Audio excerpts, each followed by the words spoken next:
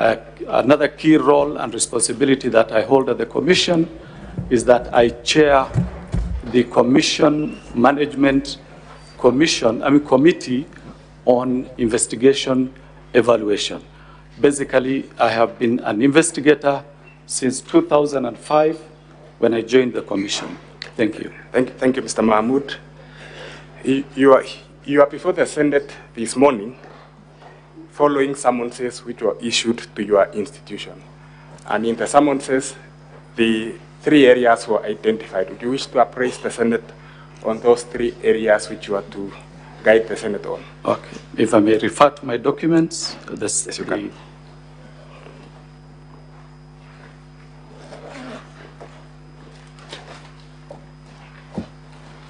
Thank you. So there are 3 areas that I was requested to comment on.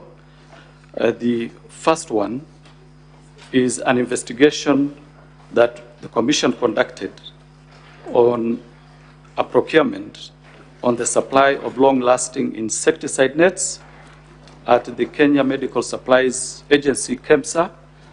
The second issue that I was to comment on is the declaration of gifts and donations received by His Excellency Rigathi Gachagua, the Deputy President, during his tenure of the office to date, pursuant to Section 14(5) of the Leadership and Integrity Act. The third issue that I was to comment on is the declaration of conflict of interest made to the Ethics and Anti-Corruption Commission by His Excellency Rigathi Gachagua, the Deputy President of the Republic of Kenya, to date. So we'll go to the first question, or the first issue, which you are asked to address yourself to. And I wish to refer the witness, Honorable Speaker, to our bundle 8 of our documents.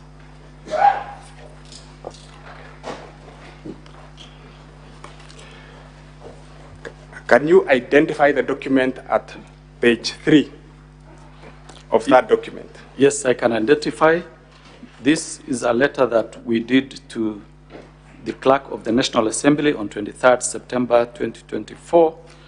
It was responding to a letter that we received from the National Assembly requesting us to furnish the National Assembly with information on the investigation that we conducted on the long-lasting insecticide nets, and to indicate in our responses any outcome or status of the investigation that we did conduct. So your letter in that volume relates to procurement of certain items at KEMSA. Am I correct? You are correct. You have appraised the Senate, the National Assembly in that letter. Would you appraise the Senate on its contents? The content is the procurement of long-lasting insecticides by KEMSA. This was in the year 2023, and the Commission, in its functions, either it conducts investigation on its own motion or at the instigation of other parties. For this particular investigation, we did receive a letter from the CS, who was then in charge of the Ministry of Health, indicating that there were certain irregularities in a procurement of insecticide nets by the KEMSA, and the CS then wanted us to conduct investigation and find out whether certain procurement irregularities did take place. And from that, we actually did carry out investigation, and the outcome of the investigation so far is already reflected in the letter that we have provided. And what was the outcome of the investigations, Mr. Mahmoud? There were serious procurement challenges that affected that particular tender. The major one was change of specifications to suit a company called Shobika Impex Limited, which was having which had a local agent by the name Crystal Kenya Limited that had the sole responsibility, or rather the sole function, to provide certain mosquitoes that had certain chemicals. So basically what the investigation concluded is that there are two types of chemicals that were used on these particular nets. If I may read one of them, one is called Synergist piperolene butoxide, PBO, long-lasting insecticides nets, while the other one is pyrethroid, long-lasting insecticide nets. So this company had the sole distribution rights on this particular chemical called PBO, and in totality, from the investigation, we realized that the PS at that particular time did write to the CEO of KEMSA, instigating, or rather compelling the CEO of KEMSA to change the specifications so that it can fit the chemical that was to be provided by Shobika Impex Limited, whose local agent was Crystal Kenya Limited. Basically, that was the starting point. The other problem was that there was, when the tender was to close on 23rd, the company, this is Shobika Impex Limited,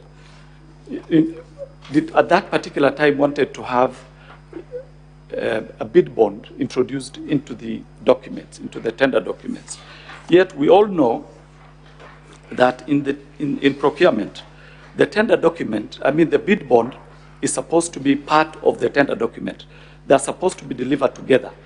But in this circumstance, the bid bond was delivered by hand to the CEO's office on 23rd when the tender was supposed to close. So they had to find a way of extending the period of closure up to 10th of the next month of March, so that that particular bid bond, which had issues, can now be factored in, or rather regularized, and so that this company called Shobika could benefit out of that particular extension.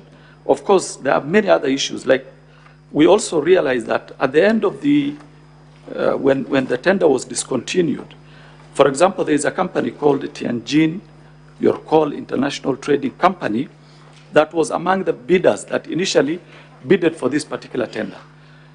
They were disqualified on a fact that they were not authorized by a manufacturer. This company had provided sufficient evidence and proof that they're actually manufacturers.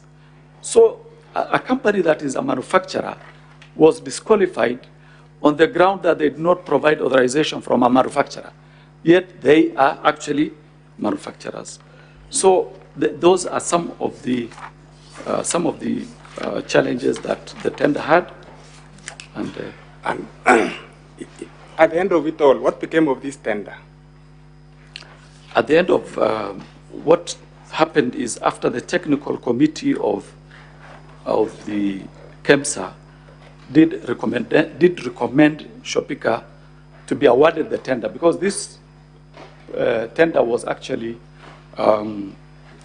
was being financed by Global Fund. So the agreement was, after the tender evaluation committee's report is done, that report is to be handed over to Global Fund, the financiers. So when that report was surrendered or handed over to the Global Fund realized... You said the evaluation committee of KEMSA yes, made a recommendation that Shobika be awarded.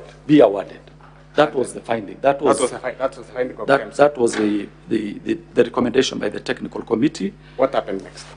What happened is, Global Fund decided to terminate the tender and asked an internal firm, or rather an internal organization called Wombo.org, which is the procuring arm of Global Fund, to do the procurement. And eventually, one of the companies that were actually disqualified because they were not authorized by a manufacturer ended up winning that tender, together with another firm called A to Z Textile Mills Limited. So those were the eventual winners, but that was after the termination of the recommendation by the technical committee of KEMSA. So, just to clarify to the Senate, a company which had been disqualified by KEMSA ended up being the supplier. That is correct. Following the process which was undertaken by Global Fund. That is correct. Okay. What became of the bid bond?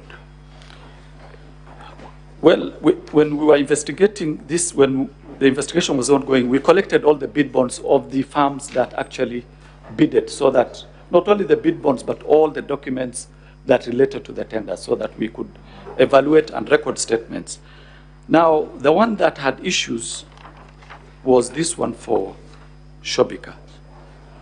But when the tender was terminated, ordinarily, there would be no need to hold onto tenders or onto documents submitted by the tenderers, and they're usually returned.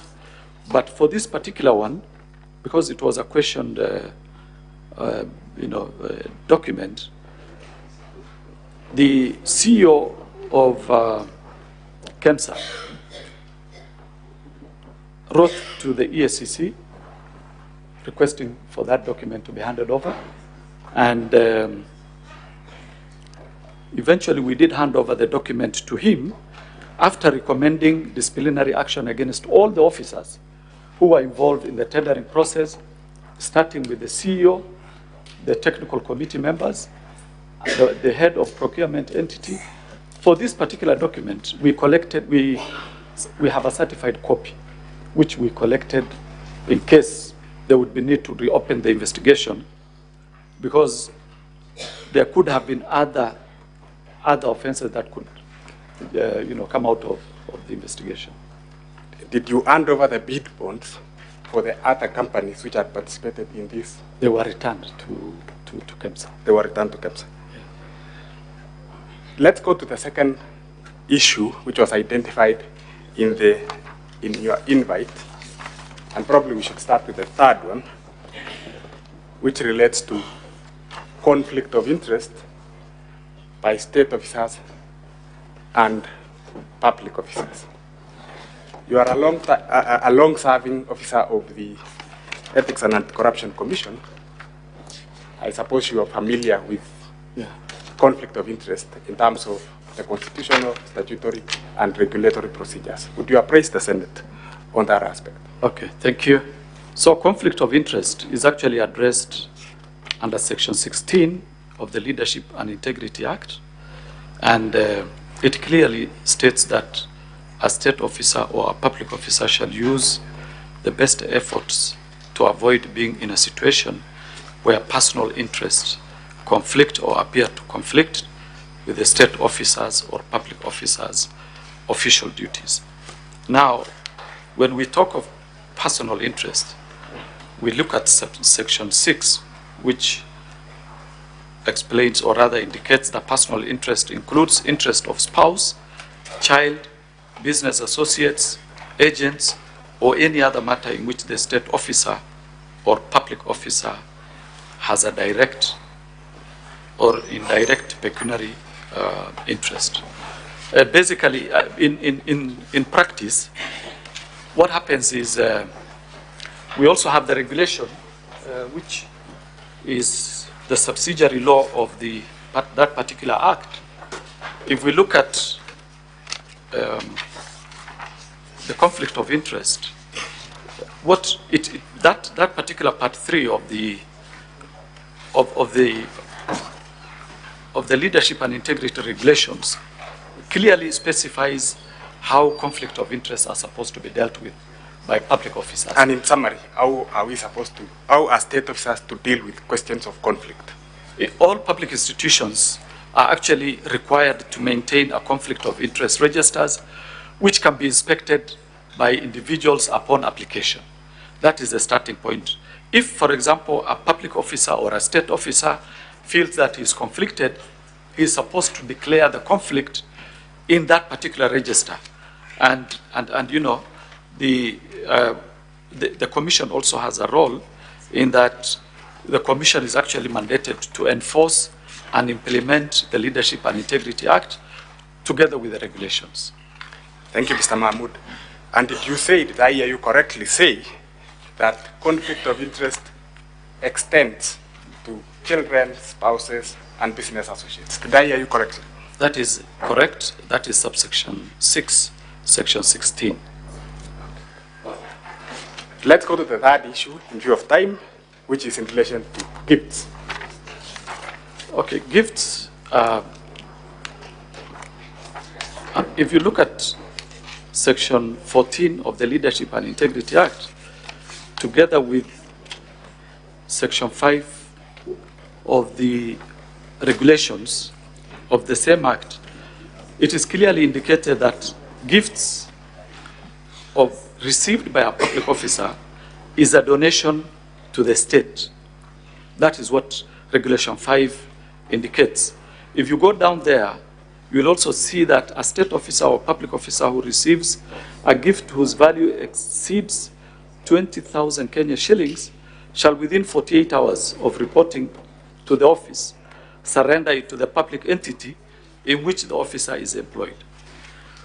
It also goes further in subsection 4 to indicate that a state officer or a public officer who receives a gift in terms of this regulation shall, irrespective of the monetary value of the gift, declare the gift received to public entity which the public officer represents. Finally, all gifts are supposed to be declared regardless of its monetary value. Yeah, maybe, yes, that is correct. But what I maybe should have mentioned is that public officers and state officers are barred to receive any monetary gift. So here we are dealing with gifts that are not non-monetary. For monetary, they are barred, or rather we are barred from receiving any monetary gift. But yeah, so this. And in the same manner, with respect to conflict of interest, we have a register of conflict of interest. Do we have a register of gifts? Yes, we have a register of benefits in each and every public agency where officers who receive gifts are supposed to declare immediately, and we have indicated in 48 hours. And what I would also wish to mention is that what is the role of the Commission in relation to gifts? Okay. Yeah, now if you look at subsection 9 of the regulations, you will see that a public entity shall, at the close of every financial year, furnish the Commission with a report specifying, and all the gifts, any gift the entity intends to dispose of, all that. And then subsection 3, of course, talks about report. The report under paragraph 1 shall be submitted to the Commission within 30 days after the close of the financial year. So just so that we can close on that, every financial year, the Commission is supposed to receive the registers of gifts from all state entities. That is correct. For your record. Yeah. Have you received the register of gifts from the Office of the Deputy President? Not to my knowledge. Not to your knowledge. That will be all, Mr. Speaker. Counsel for the Deputy President, you may now proceed to cross-examine the witness. Thank you very kindly, Mr. Speaker, sir. I'll be very brief with you. In respect of this witness. Laura, proceed.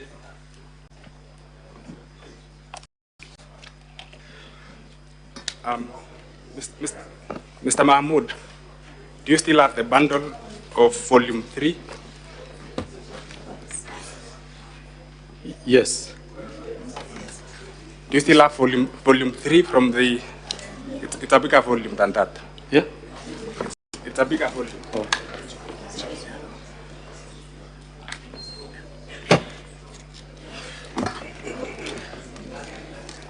Let me take you to page 236 of that report. Of that bundle, sorry.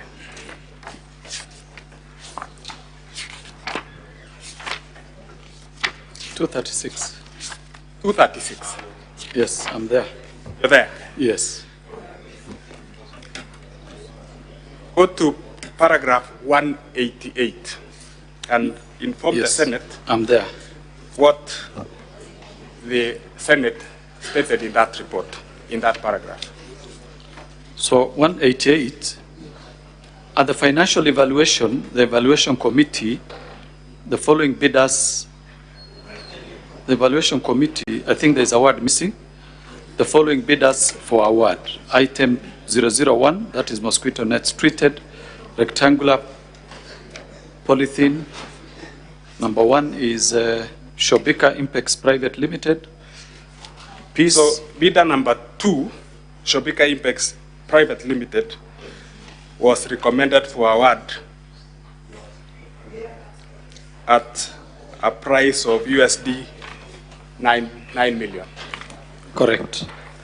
So there was indeed a recommendation by the evaluation committee for an award to Shobika Impex. Correct. And it is contained in the report of the Senate. Correct.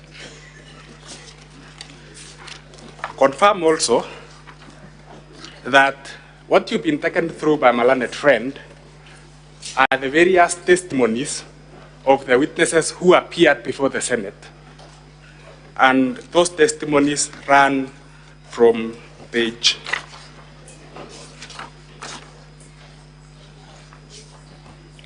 202 all the way to page 265. Is that correct? 202, yes. That's correct. So what council has done is to give you the various contestations by the witnesses who came before the Senate. Is that correct? Correct. What is important is the recommendations and the observations of the Senate, which is contained in pages 266 to 274. Correct. Is that correct? Correct. And allow me to just highlight 3 of the observations which were taken out by the Senate. Look at page 267.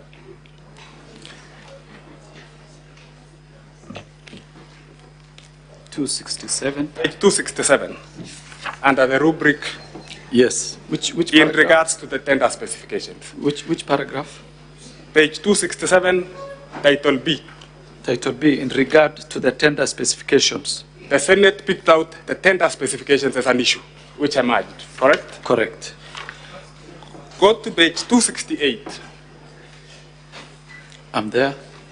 They also picked out the issue of extension of the tender. Yes.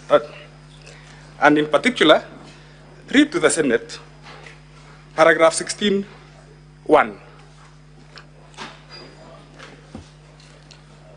Paragraph 16(1). The sequence of events leading to the extension appeared solicited and mischievous as evidenced by the following. The Senate is saying that the extension appeared solicited and mischievous, and they then go ahead to give reasons. Yes. 6 reasons, actually. Sure. Hyphenated. Yes. And then they also pick out under D the manner in which KEMSA evaluated the tender. Is that correct? Correct. So this report of the Senate rhymes with your observations in all material respects. Is that not so? Correct. At paragraph E, the Senate then discusses the process which led to cancellation. It's titled cancellation of the tender. Is that correct? Correct. And they say that though there was no loss of funds, KEMSA lost 70 million shillings. Yes. In procurement fees. Yeah, paragraph 24. Yes. So in no material respect, this report rhymes with the report of the EACC. That is correct. And there is no reason for you to disown it. You've also been told that conflict of interest is not an issue which has been raised by the mover of the motion. Correct. To the best of your knowledge, does the Ethics and Anti-Corruption Act, Anti-Corruption and Economic Crimes Act, have a clause on conflict of interest and makes it an offense? Yeah, it does. The Leadership and Integrity Act also does. Yeah. I will identify to the Senate during my submissions the relevant section which is contained in the motion. Thank you, Mr. Mahmood. And we wish to close with this witness, Mr. Speaker, sir. Thank you. We will now move to allow honorable senators to ask questions or seek clarifications. Starting with the senator from Nairobi City County. Senator Eddy.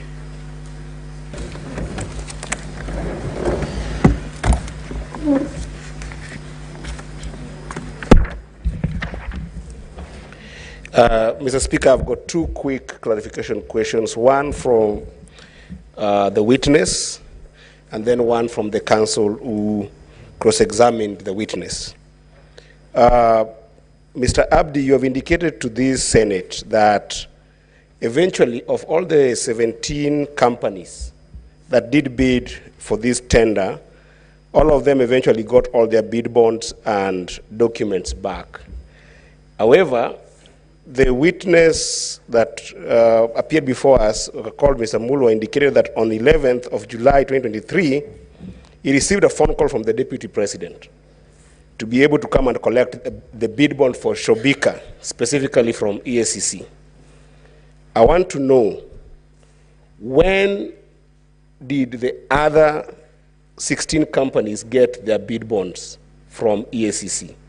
Did they get it at the same date that the former witness indicated that he waited for 5 hours from EACC, or did they get them from EACC at a variable date? Then lastly, Mr. Speaker, the counsel for the Deputy President has heavily relied on the Senate report. And if you look at page 218 all the way to page 230, it is submissions to Senate by different individuals. Counsel, do submissions itemized by individuals who appeared before Senate in your best understanding amount to Senate's finding and resolutions in your best understanding? And what do you make of page 275 of Senate recommendations and not findings? Because you did indicate to this House that those were Senate findings. Are they findings or are they submissions of individuals to the Senate of Kenya? Thank you, Mr. Speaker. Senator Mungatana.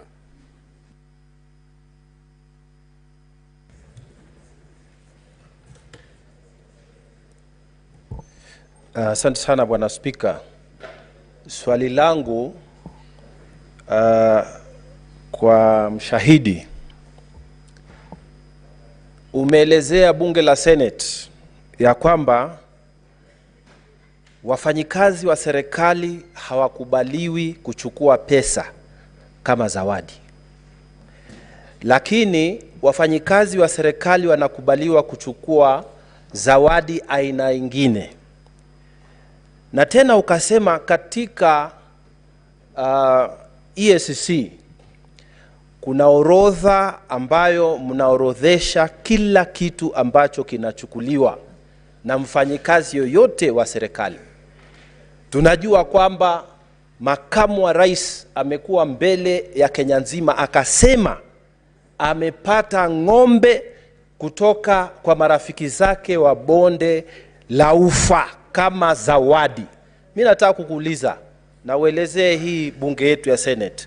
Je, uko na orodha ya yote ya hizo ng'ombe za maziwa ambazo zilipatikana, ambazo anasema aliziorodhesha? Hiyo ndio swali yangu kwako. Asante. Senator Chesang Alan.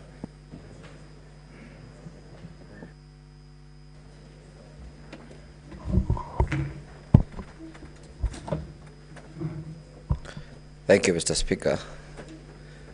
Mr. Speaker, I have two questions that I would like to ask the Council of His Excellency the Deputy President.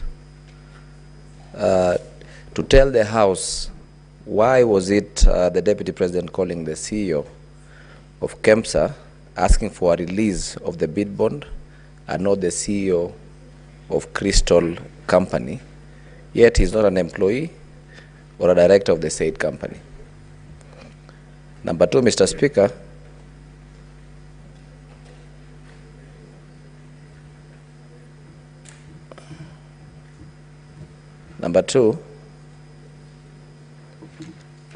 I equally want to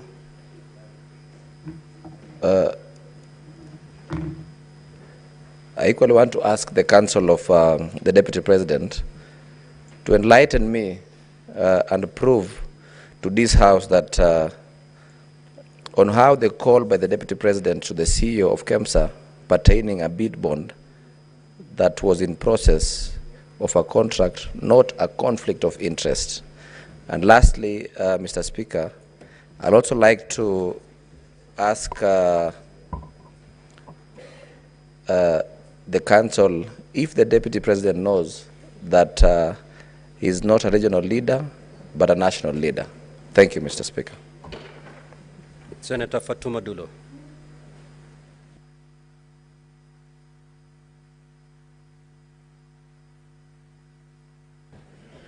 Thank you, Mr. Speaker. My question is to the DP's Council.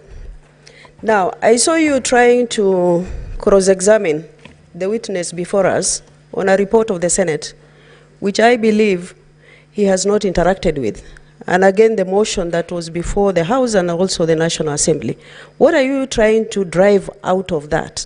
I thank you. Senator Joyce Korir.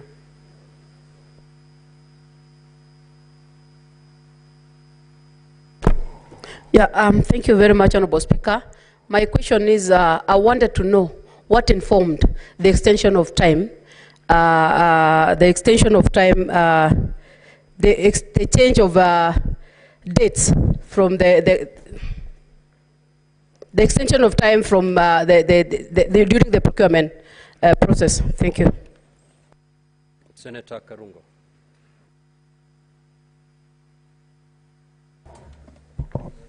Thank you very much, Mr. Speaker. My question to Mr. Abdi.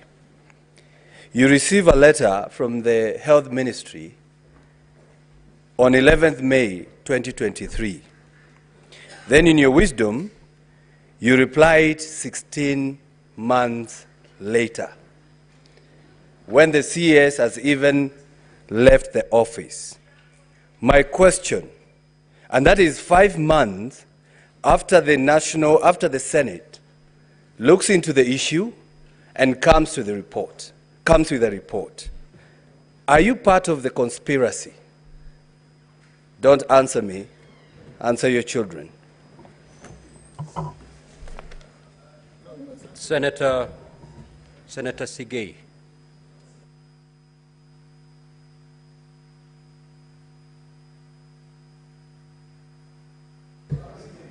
Honorable Speaker, the question I intended to ask has already been asked by my colleague, Senator Mogatana, so I do not need to waste the time.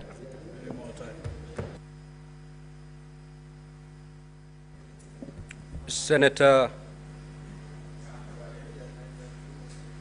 Kibwana.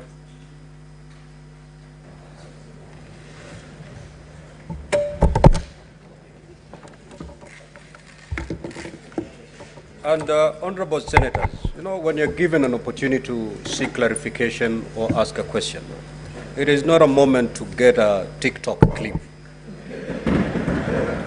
Please, this is a very serious matter. Proceed. Let us not embarrass this House.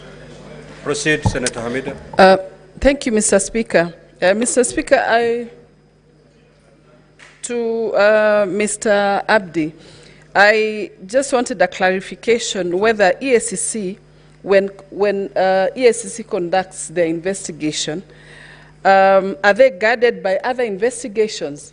Because through the cross-examination, I think it was vis-a-vis the Parliament investigation. So I think these are two different investigations. So I wanted that clarification, whether you are guided by Parliament, because the Parliament are not experts. That's why we always bring in or loop in EACC to assist us with the investigation. Number two, would you call it a bribe if a gift is not declared, or gifts in a public office? Would you call it a bribe? Just the last one to the council. How do you cross-examine what someone came and said, but not exactly specific findings of the Senate? Because I found it a bit contradicting. Because the resolutions of the Senate is based on committees' observation and recommendations, but not investigations. Thank you. Senator Kathuri.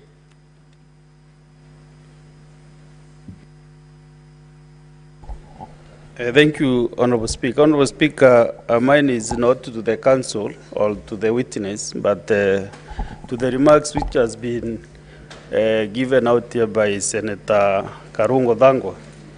Mr. Speaker, I don't know whether you heard what he said, and I do not associate myself as a senator, honorable senator, with those remarks to a witness appearing before the Senate, that please don't answer me, answer your children.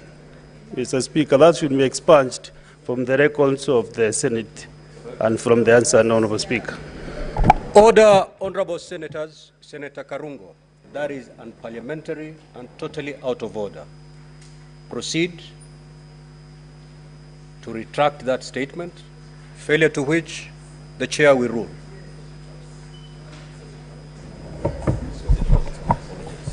Mr. Speaker, as I withdraw, this session is viewed by everybody.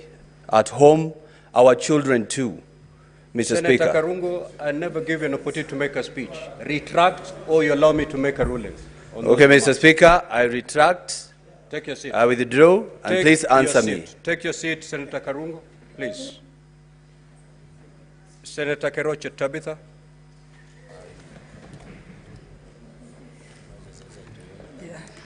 Thank you. Thank you, Mr. Speaker, sir, for giving me this opportunity. And as a mother, I think I've also felt I'm hurt with Senator Karungo. But because it has been ruled, thank you. We should never, ever. I know we had a meeting, closed door meeting before we started this. And we all agreed we are going to behave. Thank you, thank you, thank you. Proceed to seek clarification. Mine is to the Abdi.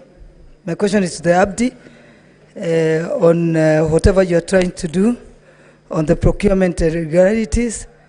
But my question is, are you doing to the others, because there are a lot of complaints on the procurement departments in all the ministries. So I hope this continues to everywhere. Thank you. Senator Richard Onyonka.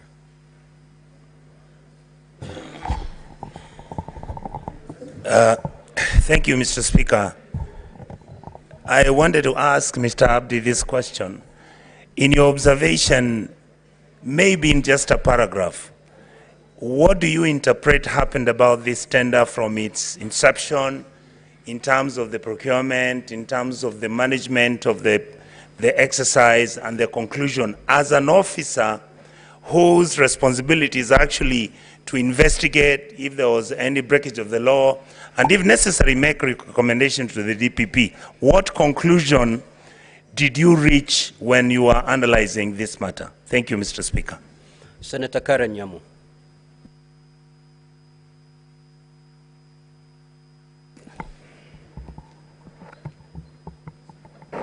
Thank you, Mr. Speaker.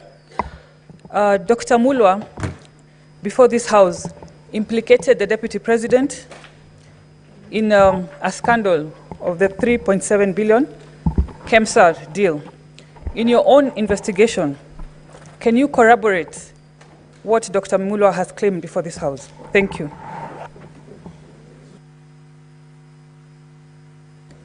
Senator Tom Ojenda.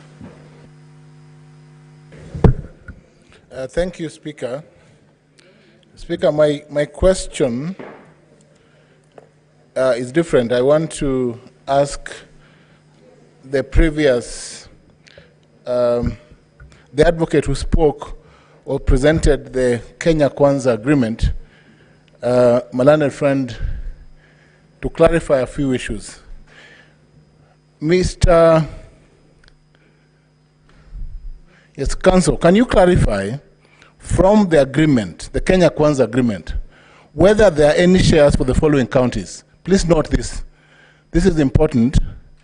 Kisumu County, Siaya County, Migori County, Homa Bay County, Kitui County, Mombasa County, Vihiga County, Mandera County, Marsabit County, Trans Nzoia, West Pokot, Lamu, and Nairobi County.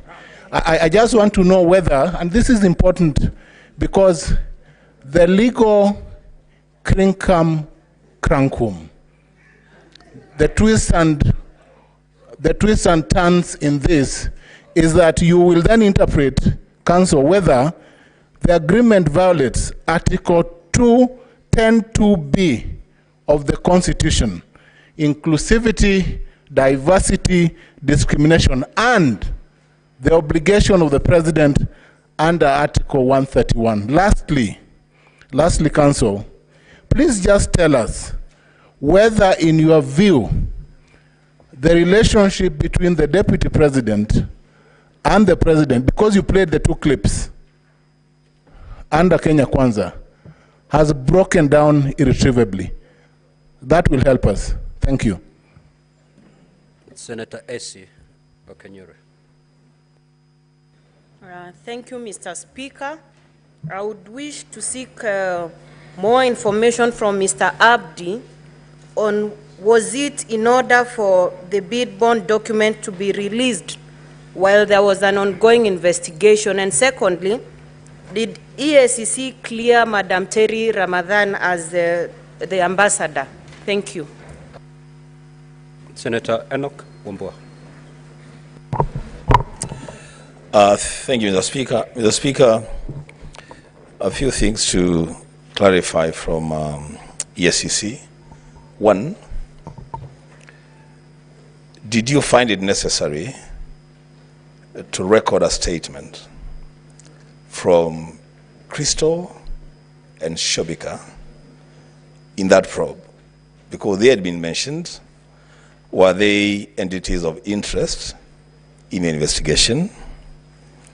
Secondly, has Shobika ever done any business with KEMSA or with Global Fund before the case on record?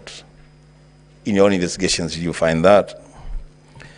In your letter, I see you have recommended administrative action against the CEO, the acting director of procurement, and 2 procurement officers. I see no recommendation of any action, not necessarily by KEMSA, against Crystal or against Shobika. And I think that's in line with your own recommendation that in this case on record, there was no public funds lost, and eventually the bid was returned. So in your own investigation, what is at issue here? I thank you. Senator Mofaya. I don't know whether this, Honorable Speaker, I want to know from the the witness from the EACC. I've listened to his evidence, and I would want to know, on behalf of the whole House, whether the contract for mosquito nets, which was drawn out of interference, because I have captured those confessions from him. So my question is, Honorable Speaker, can he connect the company associated with the DP with the withdrawal of that contract? Number two, Honorable Speaker, I have also listened to Mr. Murwa, Dr. Murwa. One would want to know, is it normal for ordinary CEO to come and camp in your office for 5 hours? Senator Muma. Thank you, Honorable Speaker. My question to the witness is that we've been told by Dr. Mulwa that the people of Kenya lost money, they lost time, they lost the number of nets they were going to get, and services to people. Now, does EACC end at just saying you recommend administrative action? Now, who takes responsibility for the loss of all of that the people of Kenya did? And what responsibility is taken in respect of tinkering with the procurement in order to give it to the wrong person for it to be found not to have been correct? Honorable Speaker, one more question to Council. Now that Professor Ojenda has asked, I want to take opportunity to ask Council Macharia, you referred to the Political Parties Act, Schedule 3, as the instrument with which you allege that the shareholding, in your view, that was being spoken about is contained in the coalition government of Kenya Kwanza. Can you give us the exact provisions of Schedule 3 of the Political Parties Act that says that shareholding can be done on development projects in Kenya? Senator Mugo. Senator Mugo. Thank you very much, Mr. Speaker. I have a question for the Excellency Deputy President's Counsel as to whether the Deputy President, in his own conscience, realized that this shareholding narrative is really going negative, and what did he do about it? Or he just went all the way up to where things are now without he himself realizing that it is going the wrong way? Senator Jonyut. Thank you, Mr. Speaker. Very briefly, just want to ask the witness, Mr. Abdi. He has stated that as per their investigation, EACC, that the closing date was moved for this tender, particular tender, was moved from the 23rd of February 2023 to 10th of March in order for the process to favor Shobika, or whose local agent was Christo.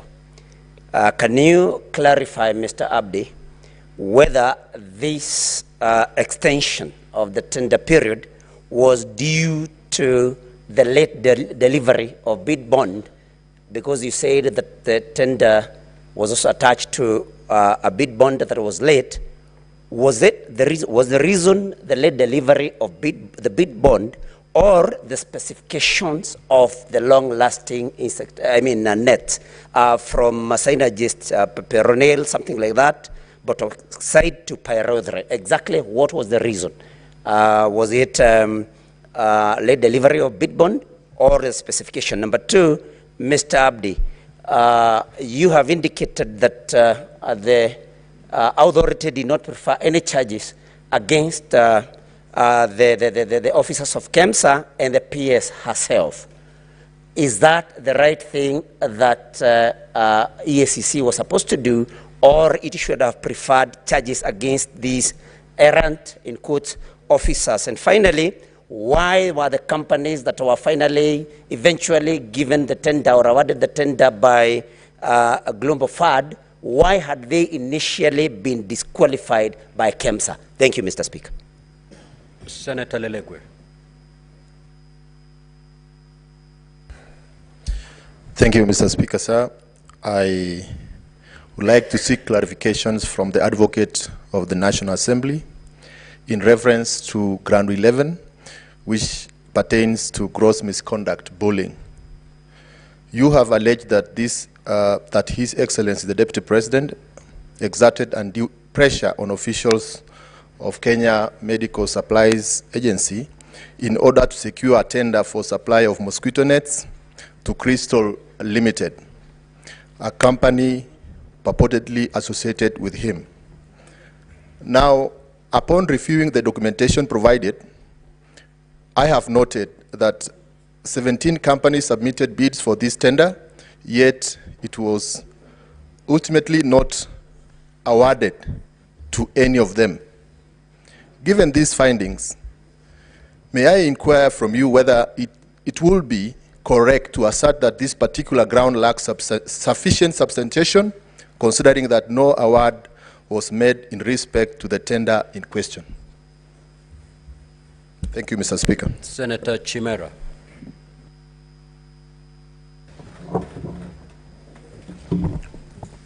Thank you, Mr. Speaker. Three quick issues to the witness. I wish to refer the witness to page 17 of his own document. And I know he is a very serious investigator, Speaker, but the document on page 17, dated 16th July 2014, as tabled here, is so naked and so casual, and it's purportedly coming from the Pest Control and Products Board. There is no letterhead as to confirm the authenticity of this document, Mr. Speaker. I don't know how the witness intends to allow the Senate to authenticate this document. Secondly, Mr. Speaker, is on his allegation on the conflict of interest on the part of the DP insofar as this tender is concerned. Is it your contention that the mere fact Crystal Kenya Limited is the local agent of one of the bidders in this tender, then that will suffice to be conflict of interest enough on the part of the DP, because the owner of that company assigns to the DP? And lastly, Mr. Speaker, the witness has been cross-examined by my learned colleague, counsel for the DP, largely on contents of the Senate Standing Committee on Health report, as opposed to his own documents. Do you want it to go on record that you want to rely on that report as your evidence in chief, or should the Senate rely on your documents as tabled under volume 8A of your own documents? Thank you, Mr. Speaker. Senator Shakil Abdallah. Thank you, Mr. Speaker. My question is to Mr. Abdi. How many more charges against the deputy before the EACC apart from the KEMSA? Thank you. Senator Aaron Cheriot. Mr. Speaker, just a quick question to Abdi of EACC. This issue of the bid bond, Mr. Speaker, listening to the former acting CEO, there's something curious about it which I want Abdi to either confirm or help us understand. That there was something peculiar. You know, Mr. Speaker, when you hear about pagination, if you know anything about tenders, you know for a fact that if there's an issue on pagination, either it is not just an issue of forgetting to page or number the pages, Mr. Speaker, but that document may either have been added later on after the tendering process was concluded, or, Mr. Speaker, it was defective.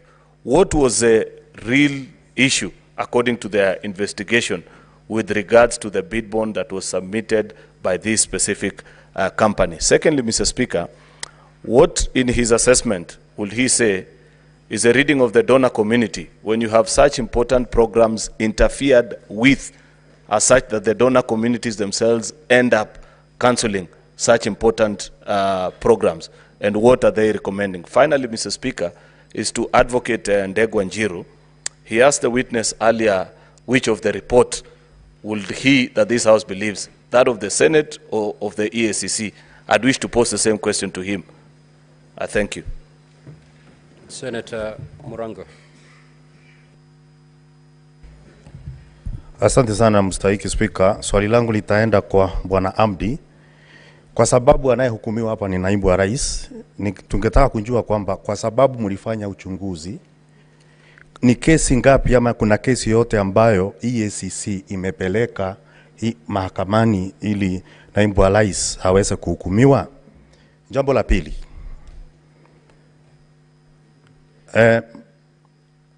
wakati kulikuwa naibu wa rais alikuwa anachunguzwa katika bunge la kitaifa, kuna ushahidi wote ambao wewe uliwasilisha katika bunge la kitaifa? Na kama hukuwasilisha, kwa nini umeamua kuwasilisha tu nyumba la seneti na sio bunge la kitaifa? Na ya mwisho, katika zabuni ambayo ilikuwa ni ya viandarua vya mbu ambayo naibu wa rais anasemekana alihusika nayo, tungetaka tujue ya kwamba kwa sababu ile zabuni ilikuwa imeghairiwa na KEMSA, na kwa hivyo dhamana ya zabuni ambayo ni bid bond kwa kimombo ilikuwa inafaa kurudishwa, tungetaka tujue kama hiyo dhamana ya zabuni ilirudishwa ama iliitishwa, ingekuwa inasaidia naibu wa rais na nini, ama kungekuwa na manufaa gani ya kurudisha dhamana ya zabuni kama ulivyorudisha zingine 17? Hiyo ndio tungetaka kujua. Asante sana Mr. Speaker. Senator Mogene.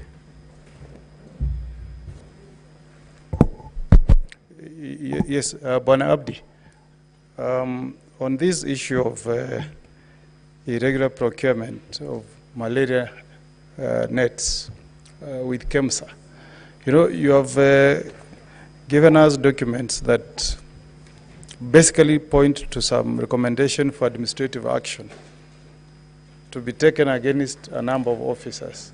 But you know, what is of our concern today is companies associated with the DP. Can you tell us anything that you found irregular around the subject matter that concerns us this afternoon? That is the companies associated with the deputy president, Bwana acting deputy CEO. Thank you. Senator Boni. Thank you, Mr. Speaker. Mr. Speaker, we are lucky that the EACC is here with us. And there are serious allegations that have been raised that require investigations. Could the CEO, the deputy, confirm if indeed there are investigations taking place on your own motion on the following issues? One, on the activities of this intricate web of companies by the Deputy President, on the issue of the disinheritance of the orphans and wife of his late brother, His Excellency Rigathi Gachagua. 3, on the alleged insubordination of the President. And finally, if there are investigations on the role that His Excellency the Deputy President played in the infamous Gen Z uprising that occurred in June. Thank you, Mr. Speaker. Senator Chiranke. Thank you, Mr. Speaker. 3 quick questions.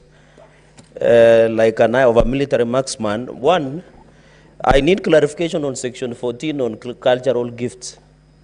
Especially some of us, when in our community, when we respect you, we give you cows.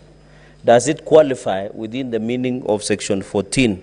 Number 2, I've seen administration action against KEMSA officials and ministry officials and KEMSA. Since you recommended administrative action, have you gotten feedback from KEMSA And number two, did you recommend any action against companies? And finally, are there any active investigations by EACC against the person of Rigathi Gachagua or against the Deputy President of the Republic of Kenya? I thank you, Mr. Speaker. Senator Mutinda Tabitha.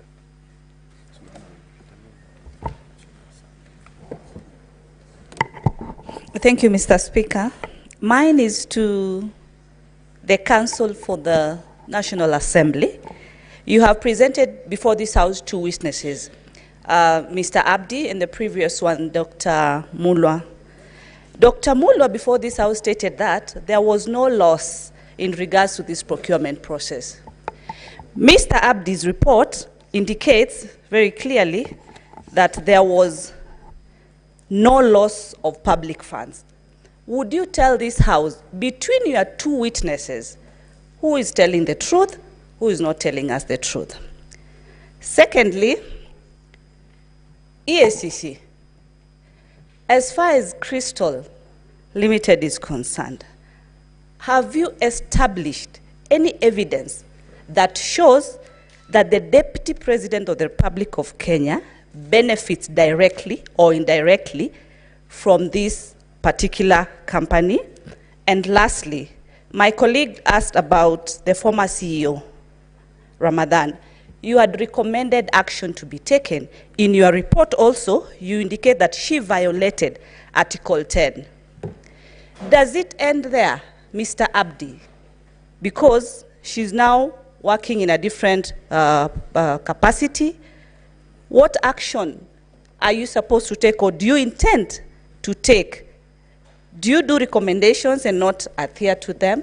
What's the conclusion as far as this kind of reports are concerned from your office? Mr. Speaker, I ask this because Kenyans sometimes say that the Senate does not do oversight. We do not really take action, but we recommend. And this is now the situation that we find ourselves in, that your recommendations that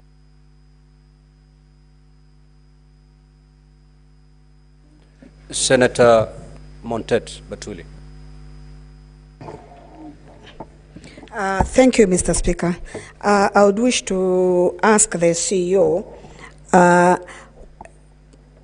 what did the EAC, what is EAC planning to, is EAC planning to press charges on any of these companies that you say that you've investigated and found that they had interfered either through their agents with this particular tender?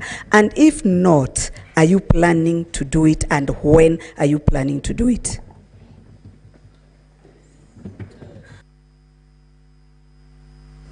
Senator Veronica.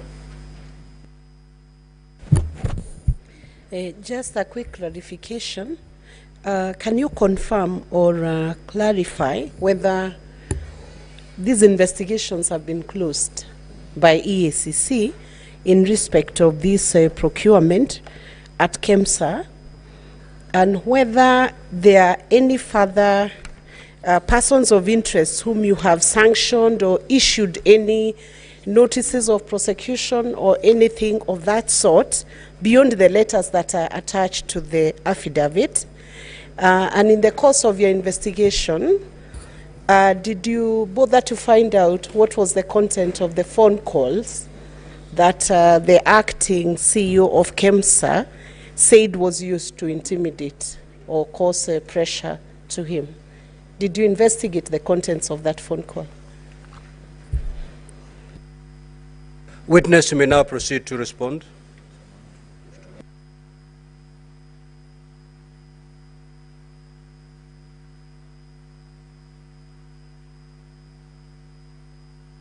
Proceed, witness, to respond. Proceed to respond, witness.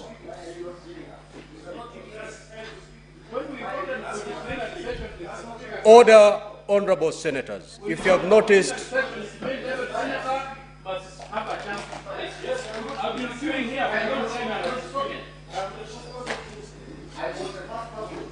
Honorable Seki, Honorable Seki, Honorable Seki, this hearing will terminate beyond midnight today. Let the witness respond to the queries that have been sought. Thereafter, we'll go for another round. Is there any problem? Honorable Seki, you're out of order. You're out of order. And I'm asking you to leave the chamber immediately. You cannot. You cannot direct the chair on what to do. Honorable Seki, unless you apologize, I'm going to throw you out of the chamber. You cannot say the chair is biased. If you've noticed, we've been going on lots. One lot, the witness answers, then I go for another lot. Honorable Seki, unless you apologize, I rule you out of order, and I'm going to throw you out. Proceed. You either apologize or I throw you out. Honorable Seki, you apologize or I throw you out. You know, you as a speaker, I have come to a desk. I have a representation of Kajiado people. I have a right to speak in this assembly. Just you should like not senator. seems to be biased. Honorable Seki, you either apologize or I'm going to rule you out of order and I'm going to throw you out. You know, I've never stood on it. Just apologize. We need you. Just apologize. Order, honorable senators. Order. Let me just apologize.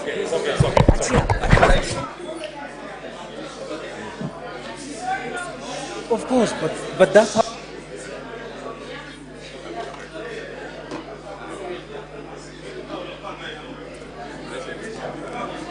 Honorable Seki, I have not heard the apology.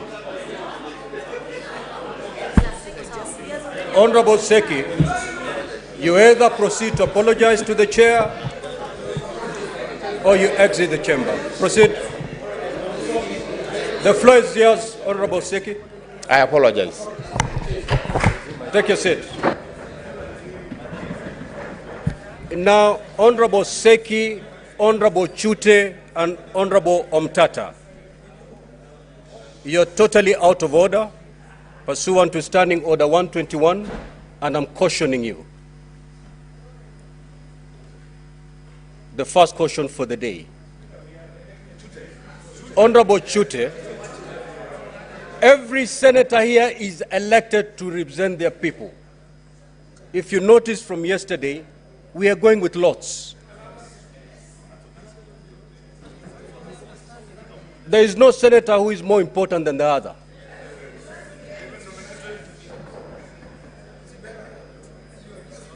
Proceed, witness. Thank you, Honorable Speaker. I may not have captured the exact names of the Honorable Senators, but I will deal with the questions as they were asked. So the first question was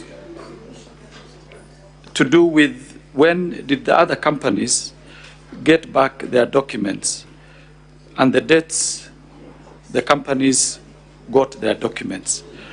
I'm not sure of the exact date when these documents were returned, but procedurally, we only focus mainly on the company that we are investigating either for procurement irregularities or certain issues. Like, for example, in this particular case, Shobika was the special company that we were looking at, and that was the reason why that particular one was identified, because the bid document actually had challenges, as I had indicated in my evidence in chief. Then we come to Honorable Mungatana, issues of gifts and the cows. Now, as I had indicated, gifts that are of value of more than 20,000 shillings are supposed to be handed in and declared by all public officers, including state officers. For this specific matter, we have not investigated as to the existence of the material, cows that are in this particular issue. But if indeed cows have been donated to any public officer, those donations are supposed to be donated to the state. And the officer within 48 hours is supposed to hand over that donation to the institution that employs him. So that is my take on that. Then we had the issue of extension of time for the bid bond. Now, as I had indicated previously, the closing date for this particular tender was supposed to be on 23rd February. Bid bonds are supposed to be attached, or they're supposed to be part of the bid document, the tender document. In this particular case, the bid bond was hand-delivered to the CEO in her office when the tender documents were already inserted in the respective tender boxes. So for that reason, extension had to be found in order to have that document be part of the tender document of that particular company, which is Shobika. So that led to the extension, and that was instigated by the permanent secretary, who did a letter, which is in our documents, directing the CEO of KEMSA to extend the date of closure of the tender from 23rd February to 10th March. Now, that is the issue which made the bid bond, the date of extension to be extended, the date of closure to be extended. Now, let me come to investigations by various bodies created by the Constitution. Now, investigations will either be in terms of course, each institution has its own mandate as far as the Constitution or the legislation or the statute that created it is concerned. Now, when it comes to criminal investigation, and specifically issues to do with leadership and integrity, issues to do with corruption, that responsibility lies with the Ethics and Anti-Corruption Commission.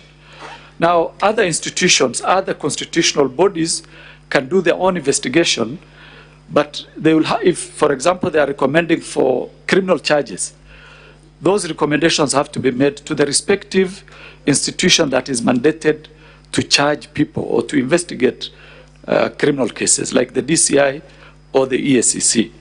So it depends on the mandate of the institution and what is the focus of that particular investigation.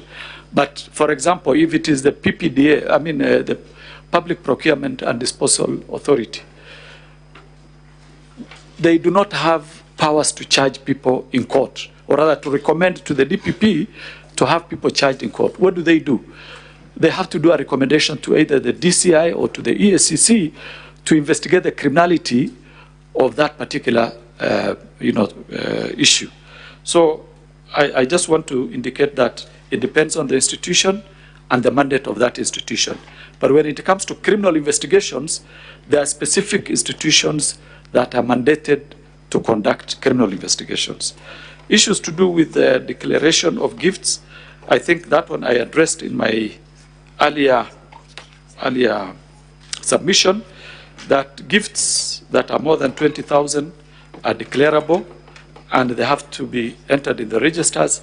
And after the end of every financial year, the institution has to actually declare to the ESCC of the existence of that gift. Now, the issue of what was our finding or our conclusion when you look at the whole matter and our perception, or rather, what would be our conclusion that we reached. Now, when you look at this particular tender, first, it is an international tender that was floated as an open tender to international companies. Companies bidded, but there is a specific company that has a local agent here, which is Shobika, that did not conform to certain procurement requirements as per the tender document.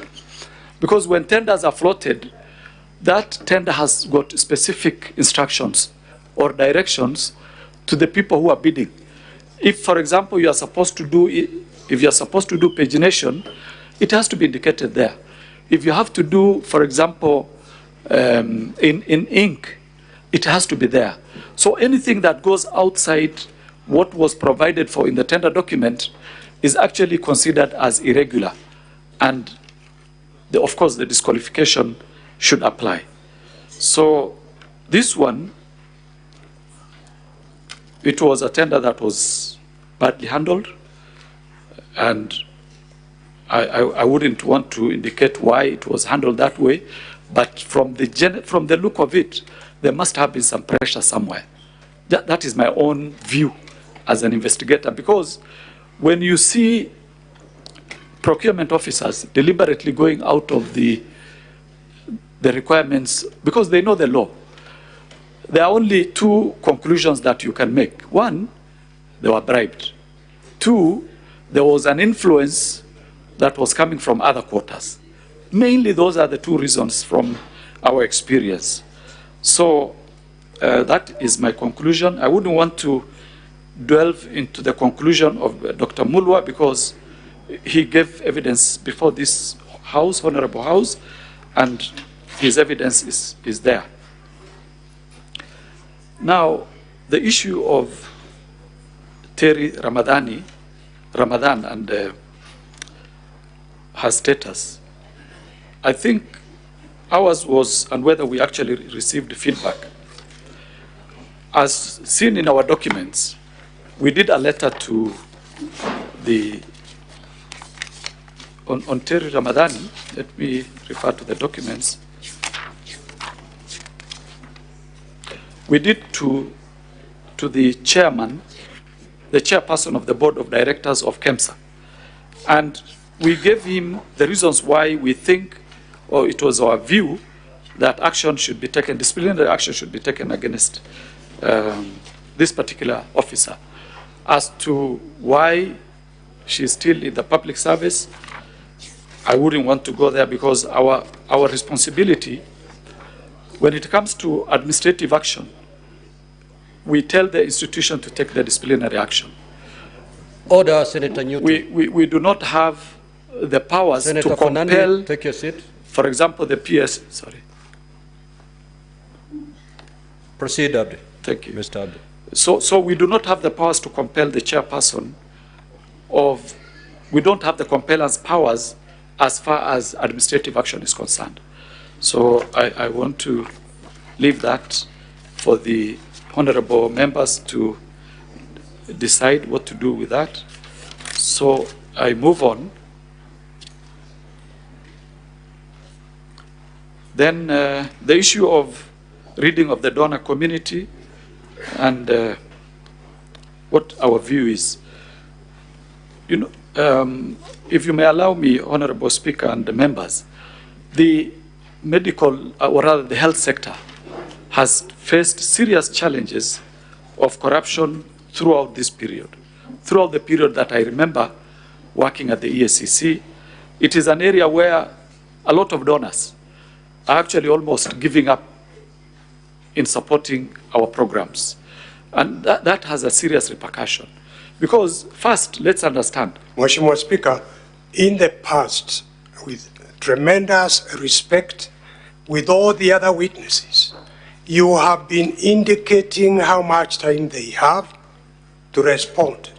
5 minutes, 10 minutes, and my good friend here, the witness, you did not indicate how much time this honorable House is giving him to respond. Thank you so much, Senior Counsel. That was courtesy of my good friend, Senator Seki. Now, witness, ordinarily we've been given 10 minutes to respond to clarifications sought and questions. So far, you have done 4 minutes and 13 seconds. Okay. You have 5 minutes and 47 seconds to conclude. Okay. Thank you, Honorable Speaker. So that one I've dealt with. So the issue was that was also raised is which report do we stand by?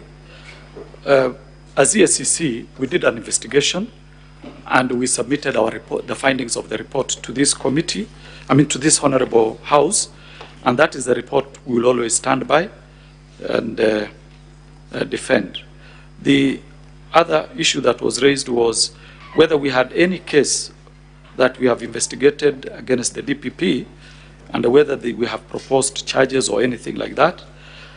That is, we have not investigated the Deputy President, His Excellency Rigathi Gachagua. We have not investigated him for any criminal matter in the past. That is our position. Now, there was also the National Assembly hearing. Why we did not attend the National Assembly hearing and now we are attending the Senate? We were not invited to the first hearing. Yesterday, I was served with a summons of this House, and we are simply responding to that summons. As to why we were not invited in the other one, that I don't know, and we only respond to the summons that were issued.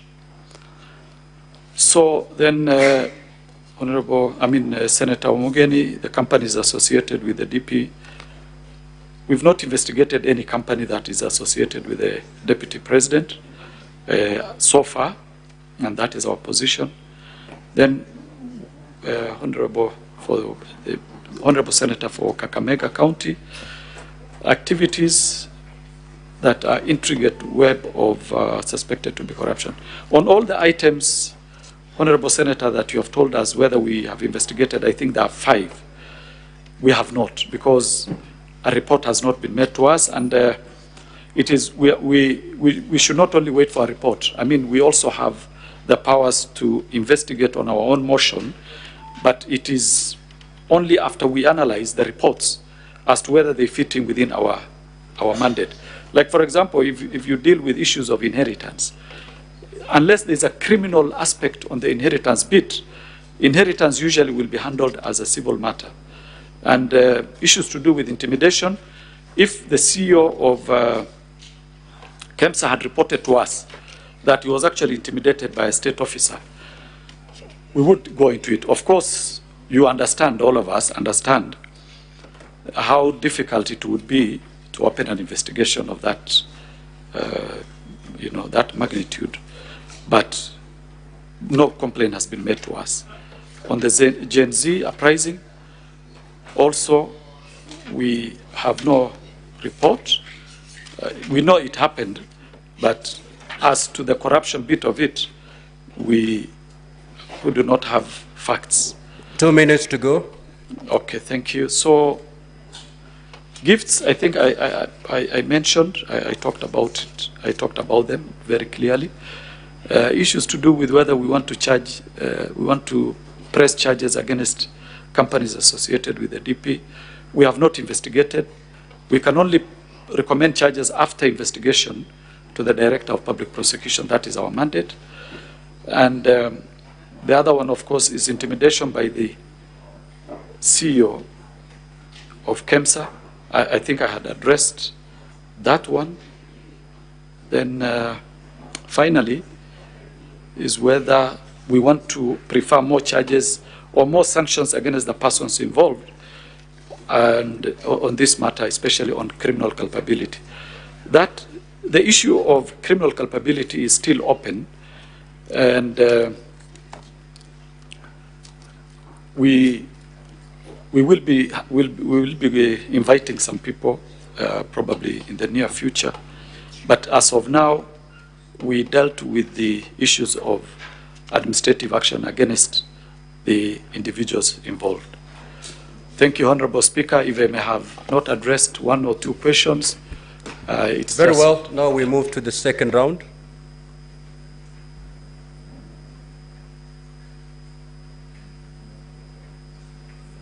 Senator Mtata. Honorable Speaker, was there any clarification for us to respond to some questions that have been put to us? Just listen to this note so that you... Sugar is running a bit low. There are many Yeah, questions. It's running low to everybody. Okay, all right. Yes. Mr. Speaker, sir, to the witness from the Ethics and Anti-Corruption Commission, I would like to ask whether the Kenya Kwanza Coalition document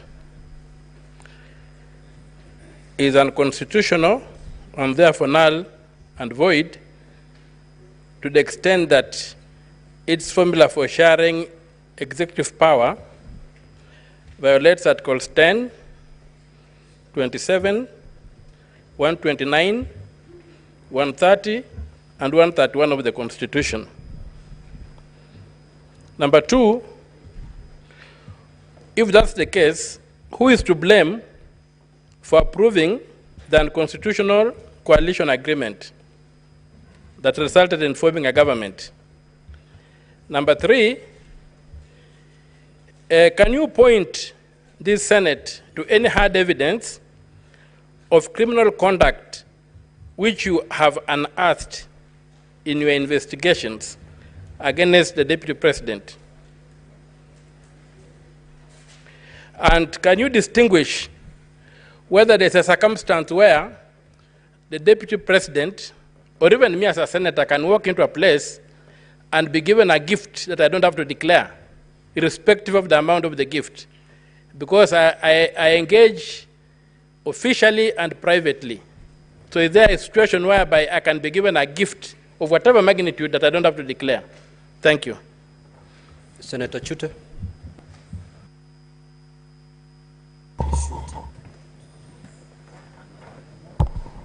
Thank you very much, Honorable Speaker. Honorable Speaker, let me first of all thank Bwana Abdi for many years' service he has given to this country, and we highly respect him. I want to refer Abdi to ground number 11 and also to his documents, page 7.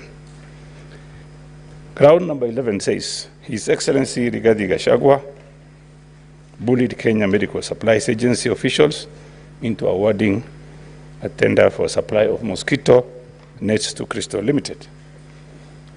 And in your letter on page 7, the Commission, let me read, the Commission is of the opinion that the conduct of the CEO, Terry Ramadhani, amounts to violations of leadership and integrity act, particularly section 10 and 11. Mr. Abdi, today as we speak, Terry Ramadhani is a deputy ambassador in India. And Mr. Mutuse, Honorable Mutuse, wants this house to get rid of the deputy president on the account of bullying somebody.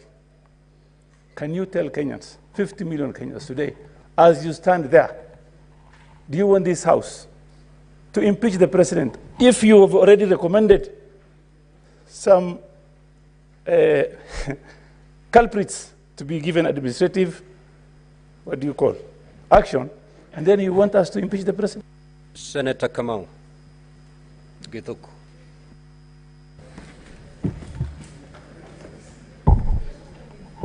Thank you very much, Honorable Speaker. Honorable Speaker, I want to ask a question to the Deputy Chief Executive Officer.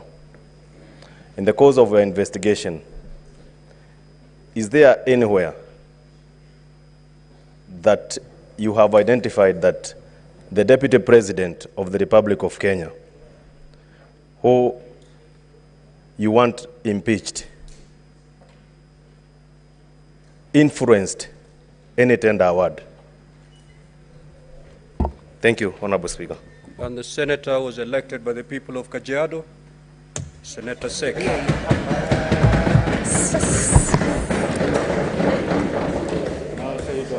Thank you, Honorable Speaker. My question goes to, or clarification goes to Abdi Mohammed. Mohammed, we have realized that there is a report from the ACC and a report from the Committee of Health of the Senate in regards to the, this issue of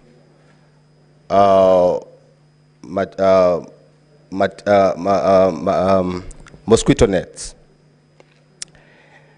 I want to confirm that the contract was cancelled and the funds were not lost. I want you to demonstrate the role of this agent by the name Crystal Kenya Limited in relations to the Deputy President's office and more so Rigathi Gachagua. Thank you very much.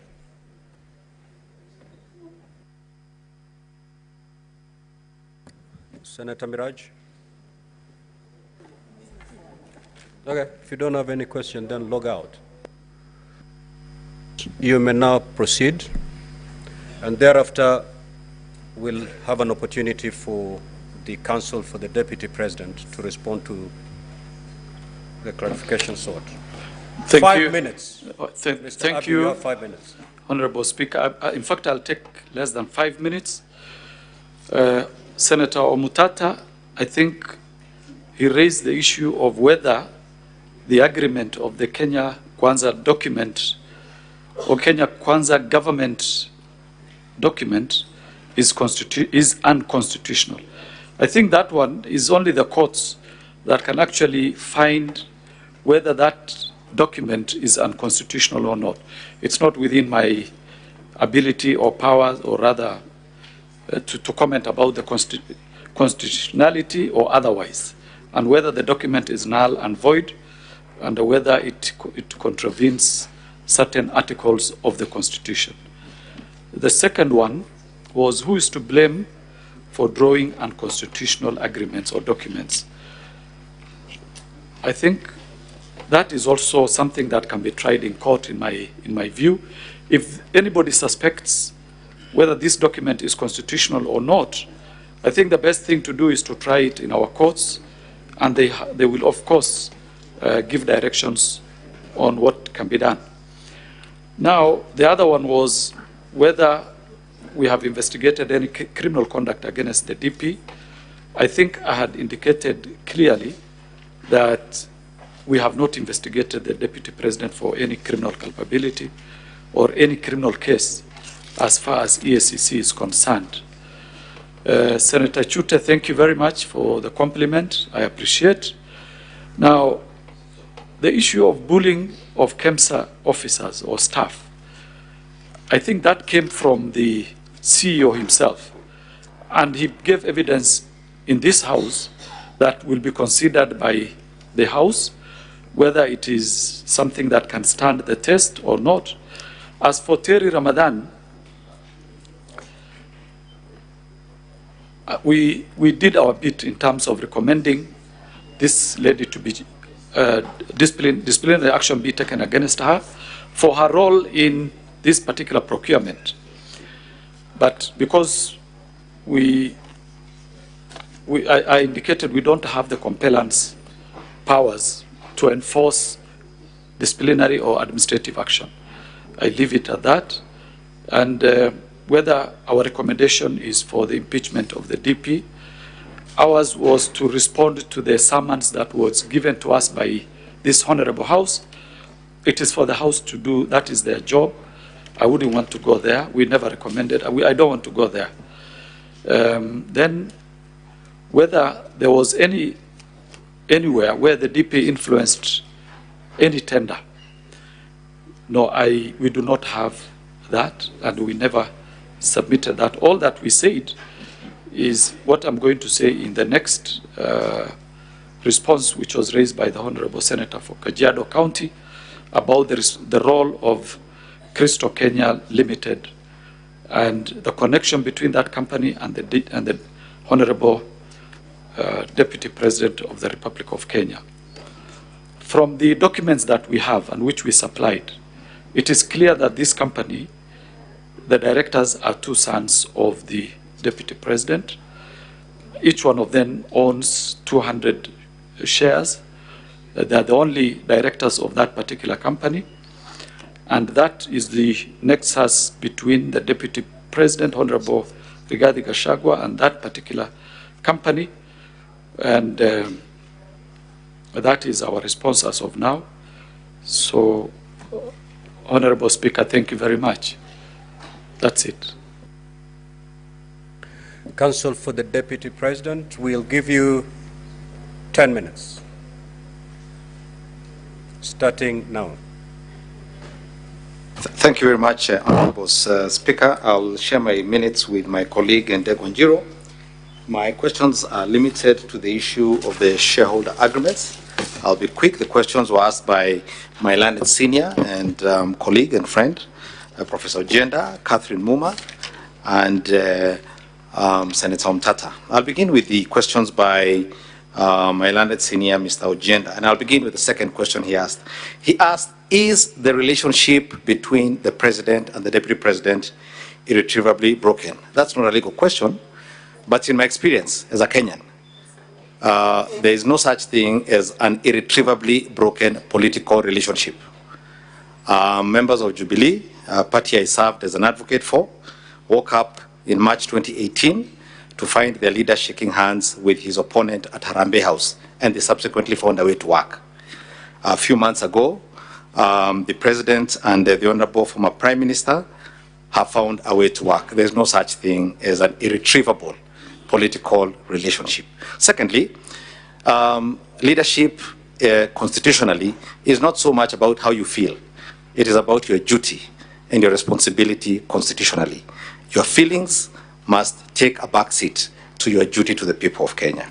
Secondly, I was asked about the counties. Now, when you look at these shareholder agreements, and again, if members will go with me to page 418, where you find the shareholder agreement between ANC, Ford Kenya, and UDA.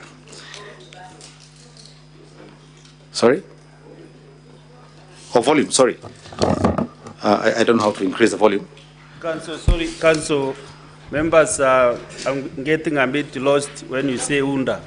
UNDA, if spelling in Swahili is UNDA. No, UDA. Sorry, I come from Kenya. It's Democratic Alliance. If you use maybe the you first make clear. I'm sorry. That it is United Democratic Alliance. Yes. I'm sorry.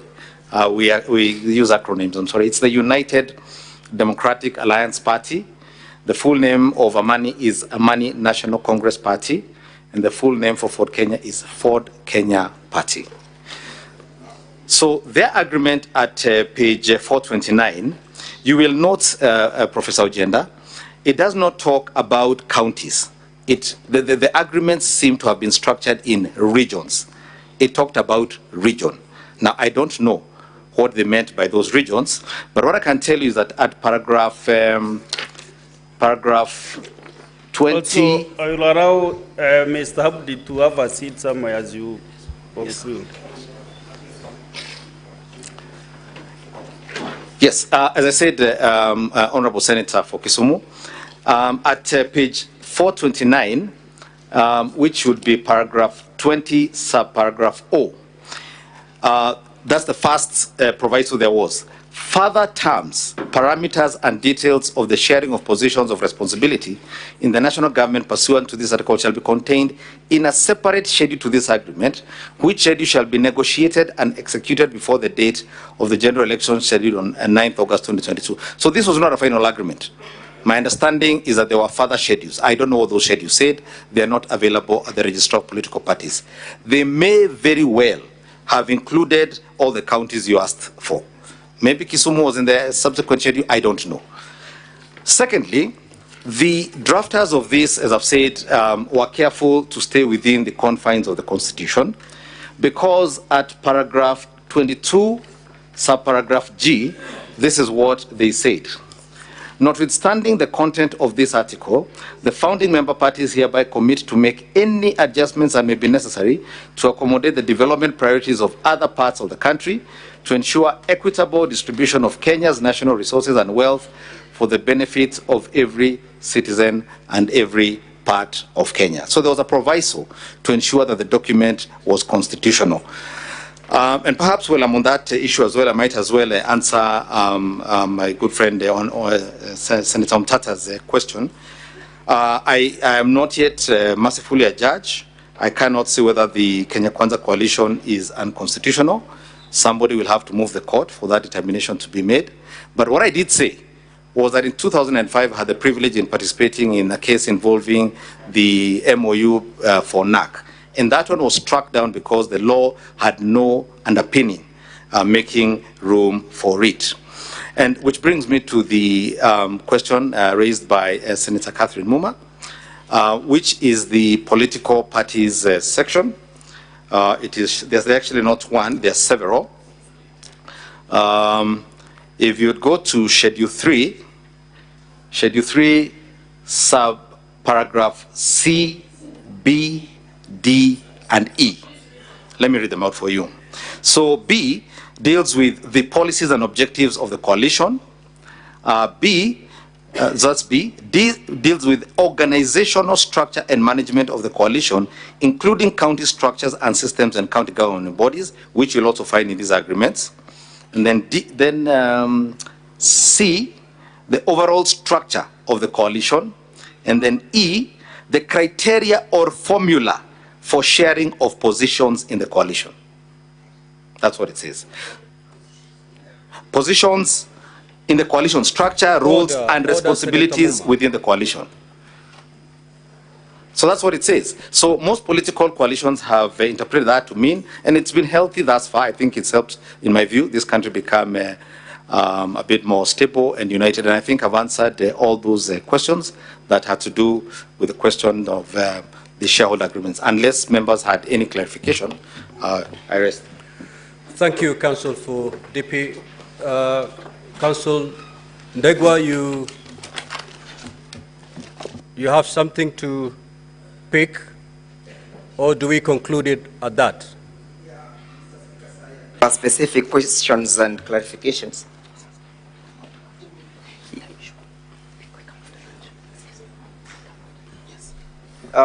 Noting the mood of the House, perhaps I can indulge the House. I respond the same after lunchtime. No. After lunch, we are going straight to your main witness. Very well, Mr. Speaker, sir. So what we can do, Council Ndegwa, allow me to invoke Standing Order 34.2A for the convenience of the House to add 5 minutes. So the House will rise at 1:05 instead of 1. I am well guided by your wisdom. Yeah, Mr. Speaker, sir, there were 2 questions for the National Assembly side to respond. Okay, 2 questions. Then let's do this. Let's do this. Instead of the House rising at 1:05, we will rise at 1:15. So, Council Ndegwa, you'll take your 5 minutes, and then the rest shall be given to the Council for the National Assembly. I am well guided, Mr. Speaker, sir, the witness is asking if he can leave the Absolutely. He's discharged. Thank you very kindly, Mr. Speaker, sir. I was asked to clarify by Senator Joyce Carrill why I am dealing with the report from the Senate and what am I driving at. The report to the Senate is intended to indicate that none of the participants in that tendering process ever benefited from that particular process. All the 17 companies, none of them benefited, and that as a result or as a consequence of the failure to proceed to the next levels, the country did not lose even a single cent. A question was put to me why I am looking at the submissions by various parties and not going to the observations and the recommendations by the Senate. And just like a skillful legal surgeon, I have been able to point out various findings, submissions. For example, the submissions finding themselves at page 222, paragraph 107 and 106, 107 and 109 find themselves at the recommendation, at the observation of the Senate at page 271. So there is serious correlation between my findings as submitted by various parties who appeared before the Senate and the observations made by the Senate. So I dealt largely on what the Senate found as opposed to what the Senate had during the proceedings. Number two, Mr. Speaker, sir, clarification was sought as to why the bid failed, and although that will be dealt with at length, permit me to draw the attention of the Assembly to page 108 of the volume 3 of the Deputy President's Board of Documents. You'll find a letter from KEMSA dated the 5th May 2023, being a notification to Shobika Impex Private Limited. And it reads, the reference is made to the above tender and advised that the tender was unsuccessful due to the following reasons. 1, tender security was not paginated. Number 2, please plan to collect your bid security from the procurement office immediately. It may be of interest to note the date when this letter is being generated is the 5th of May. It will also be of interest to note when the alleged bullying and intimidation occurred. This letter precedes the alleged bullying, alleged intimidation. Number 2, Mr. Speaker, sir, this letter is voluntarily being issued and being generated by KEMSA themselves at their own intuition, as opposed to being triggered by any external officer, in this case, the person of the Deputy President. In their own volition, KEMSA triggers and invites Shobika to come and collect their bids, and on witness, Mr. Speaker, sir, the witness confirmed that this is always the end of a failed bid. Finally, Mr. Speaker, sir, permit me to draw the attention of the Assembly to the matter in issue. That is at page 36 of the volume 1 of the impeachment motion. The matter in issue that is subject for interrogation, Mr. Speaker, 45 seconds. As I pen off, is not whether the tenders were responsive, whether the country lost any money, whether investigations were done, whether there was conflict of interest, whether there were gifts that accrued therefrom. The question in issue is, did the person of the Deputy President bully the officer? Was there evidence? So let us not lose ground or focus on the ground on the matter in issue, so that we focus and we put the train on rail. Thank you, Mr. Speaker, sir. Counsel for the National Assembly, take us to the rise of the House. Mr. Speaker, sir, how many minutes? 10? You have 9 minutes. Thank you, Mr. Speaker, sir. I am here to respond on behalf of the National Assembly on only 2 questions. Mr. Speaker, sir, listening to the Deputy President's side, I believe they have misunderstood the nature and context of ground number 11. And there was a question by the Senator whether we have substantiated ground number 11 on bullying of KEMSA officials. Secondly, there was a question also on whether there was loss of public funds in this tendering process. Mr. Speaker, sir, allow me to answer the first question by mentioning that the Deputy President of the Republic of Kenya is a high-ranking state official. The Republic of Kenya, the polity of the Republic of Kenya is based on certain fundamental national values and principles of governance. In addition, there are provisions on leadership and integrity. If you look at the provisions of Article 75, starting with 73, then you conclude with 75. There is an express prohibition on conflict of interest when it comes to all state offices. Now, to contextualize that question, you have to look at the purpose of impeachment. The Deputy President, being a high-ranking state officer, means that there is a constitutional process for bringing him into account to question his conduct. And that is why you have this process of impeachment. Impeachment is about political responsibility. It's about governance. Impeachment is not about criminal culpability. It's not about gathering evidence for purpose of taking him to court. It's about bringing him to account on what he has done from a political standpoint, and that issue of the distinction of criminal processes from impeachment has been clarified by the Supreme Court of Kenya. The Supreme Court of Kenya, in the case of Mike Sonko, was expressed clear and unequivocal that impeachment is about those values, ethos in Article 10 and the provisions of leadership and integrity in Chapter 6. Now, if you look at the way ground number 11 has been coached, ground number 11, Mr. Speaker, sir, ground number 11 talks about gross misconduct.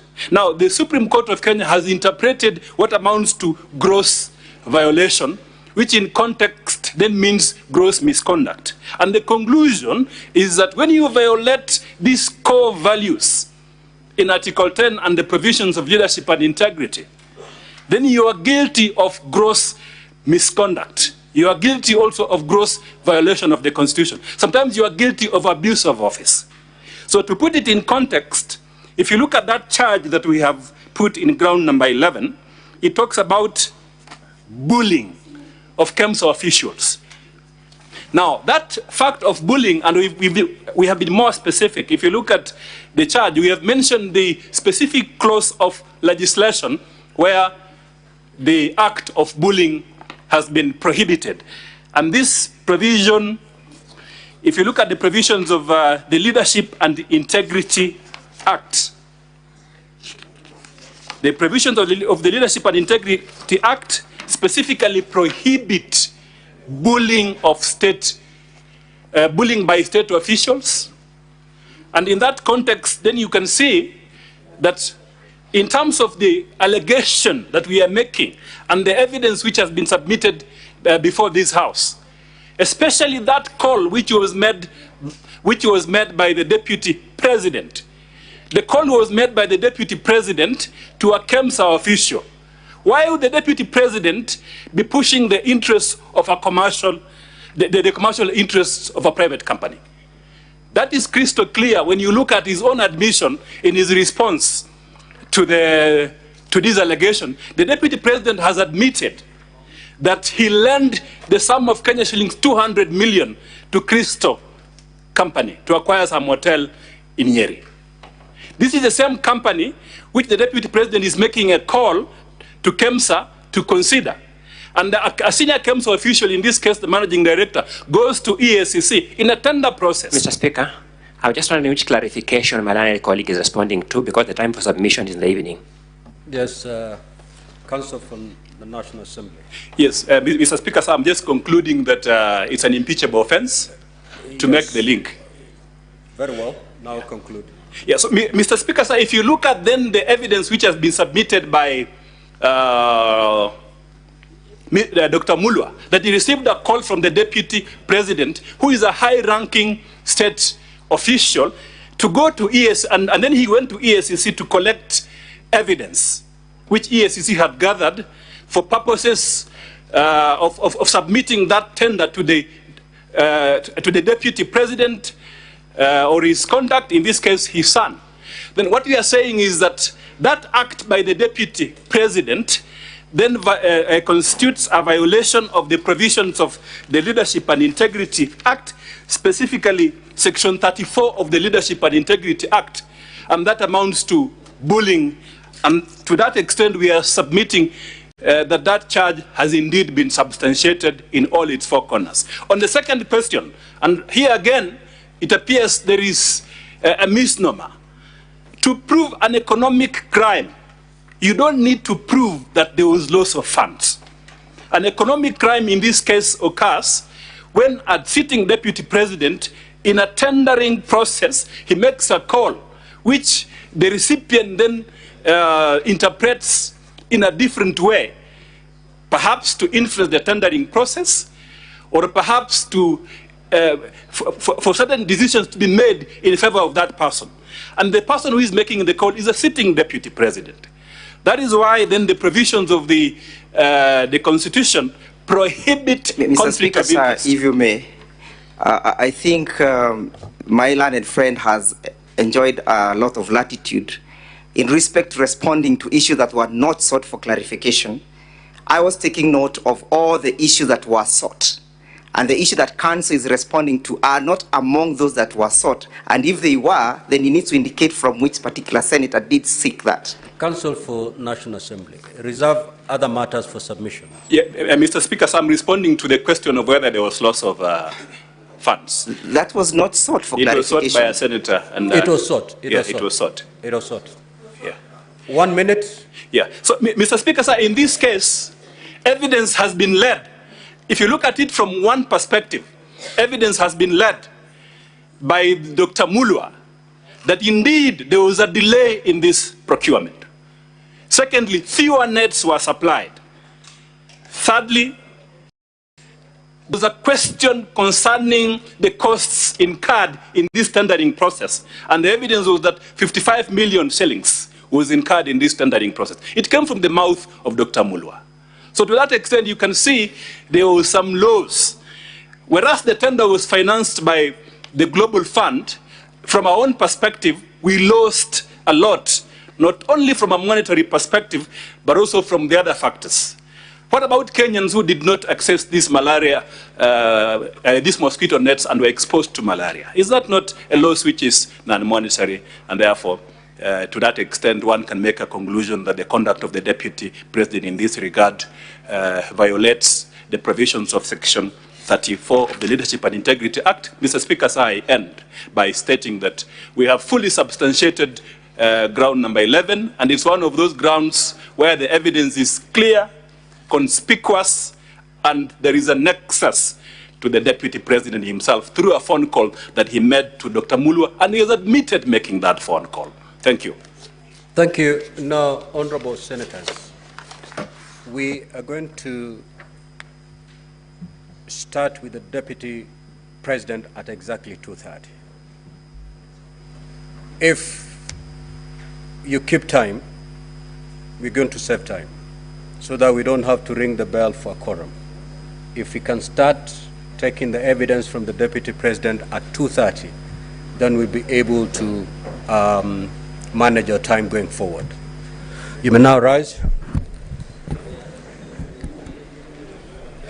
Honorable senators, it is now 1:15, and having concluded the business for which I extended the hours of the sitting pursuant to Standing Order 34-2A, the Senate stands adjourned until today, 17th of October 2024 at 2:30 p.m.